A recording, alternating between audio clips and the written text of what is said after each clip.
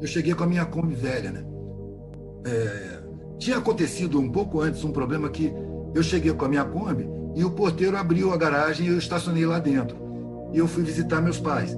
E quando eu saí, tinha um velhinho, morador, não sei, um desembargador, um almirante, um graduado social aposentado, brigando com os porteiros. Só que ele era surdo. Que não podia deixar entrar carro de trabalhador. O trabalhador tem que ficar lá fora no estacionamento, porque ele achou que a Kombi, que os carros eram outro padrão, né? Eu acho isso engraçado. Isso não me dói, não. E eu vi o cara reclamando e o cara dizendo assim, não, mas esse carro é do filho de morador. É morador que tem esse carro aí. E o cara dizia, não pode ser. Vocês pensam que eu sou bobo? E tal. Aí eu vi aquele problema, me apresentei, né? Opa, tudo bem, a Kombi é minha, eu já vou tirar, pode ficar sossegado. Falou comigo, né? Quando você vier trabalhar aqui, você bota o carro lá fora. Aí eu ri e falei, tá certo. Não queria discutir com o velhinho. E aí dei tchau para os caras e fui embora. Na outra vez, para evitar, em vez de eu ir para a garagem, eu fui para o estacionamento. E aí o estacionamento está sempre cheio. Mas é um estacionamento de alta rotatividade, porque é um conjunto de prédios. Quando você chega lá e o estacionamento está cheio, tem uma vaga de espera. Aí eu estacionei lá na vaga de espera e fiquei dentro da Kombi, esperando. E comecei a trocar ideia com o vigia. E o vigia era um cearense, de uma cidade lá do Ceará que eu tive lá, que eu conheci. Eu entrei num hotel lá, conhecidíssimo, de 5 estrelas, com teleférico. Eu entrei para pedir comida e, por coincidência, o dono do hotel estava lá dentro e gostou muito de mim, ficou muito meu amigo. Ele me convidou, fiquei um tempo lá naquele hotel, usufruindo. Depois eu peguei a estrada. E aí, quando o cara falou aquela janela, eu contei a história, falei o nome do dono do hotel. Ele conhecia, falou, rapaz, é mesmo, é verdade, você esteve lá, você conheceu. Eu estava conversando com ele, esperando uma vaga, quando desceu o filho da minha irmã do prédio, desceu com um filho dele. E ele é um engenheiro formado na Europa, aqui no Brasil isso tem um valor ridículo, mas tem um valor enorme. Então ele tinha um alto grau de vencimentos, né? Ele também não me chama de tio, todos eles me conheceram grandes, né? Não me tem como... E eu era um maldito para eles, né? Esse cara aqui sacaneou todo mundo. Aquela condenação implícita e não pronunciada. Desceu do prédio e veio caminhando.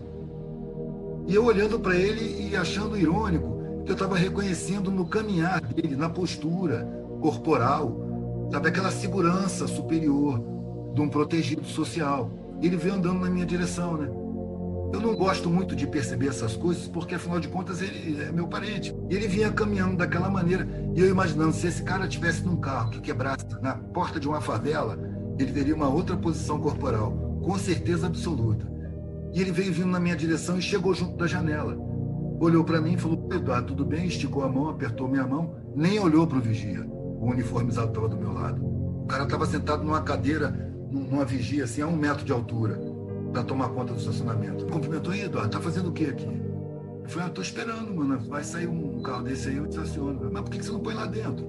Não, porque na outra semana, quando eu vim aí, teve um problema lá, um cara achando que esse carro de trabalhador que não pode estar brigando com os porteiros, para não dar problema para os caras, preferi ficar do lado de cá, para não dar problema para os porteiros. Mas já vai... Ele falou, mas pode demorar, né, cara? Eu falei, já vai sair um carro e eu estaciono. Pode demorar, você pode ter que esperar um tempão. Eu falei, não tem problema não, cara. Eu conheci o Juarez aqui, lá do Ceará, de Tianguá, aí apontei pro vigia. Estou conversando com um cara aqui, mano, ele conhece o lugar que eu já fui, que eu dormi, que eu entrei para pedir comida. Estamos trocando a maior ideia aqui. Nesse momento ele viu o cara.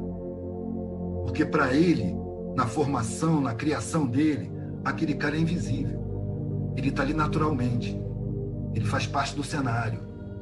Sabe? Ele é uma máquina. Como se não fosse uma pessoa.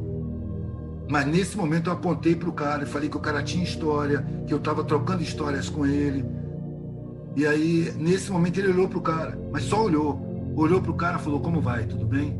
E voltou, ainda ali na banca dos jornais, vou comprar uma revista, e na volta eu passo por aqui. Eu falei, né, tá bom. Aí ele foi. Aí eu olhei e falei, senhor, meu irmão, você me desculpa, cara, isso aí é meu sobrinho, entendeu? Nem te cumprimentou nem nada porque ele é criado desse jeito. Ele falou, não, aqui todo mundo é assim, cara. Aqui a gente tá acostumado, nem ligo para essas coisas, não. Eu falei, tá, você tá acostumado é mesmo, não tinha pensado nisso. Ele falou, mas você tem parente aqui? Eu falei, tenho, cara, minha mãe e meu pai moram nesse prédio aí. Ele falou, nem parece. Cara, eu me senti elogiado. Eu acho que isso é artificial, acho que isso é induzido. A classe dominante é induzida a ter superioridade. Isso aí anestesia o senso de justiça, anestesia a consciência. Sabe, se eu considerar o meu empregado um ser humano igual a mim, eu vou me sentir injusto de pagar a ele um dinheiro que eu jamais aceitaria para viver. E eu não quero me sentir injusto. Né? Não me convém me sentir injusto. Aí eu coloco a minha conveniência. Eu preciso acreditar que eu sou superior a ele. E que eu pagar essa mixaria para ele é um favor que eu estou fazendo a ele. Eu estou dando um trabalho a ele. Eu não estou explorando um cara que foi roubado nos seus direitos constitucionais. Para isso é preciso pensar profundo. Então convém não pensar profundo. Por isso que quem pensa profundo é marginalizado, é estranhado, é discriminado. O que me incomoda não é o privilegiado, é o lugar do privilégio. Mas ele foi construído ali. Quem nasce ali não tem culpa de nascer ali.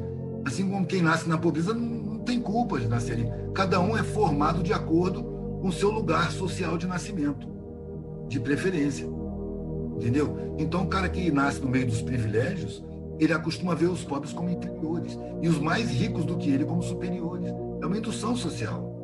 É uma sociedade que não tem no ser humano o seu centro de importância.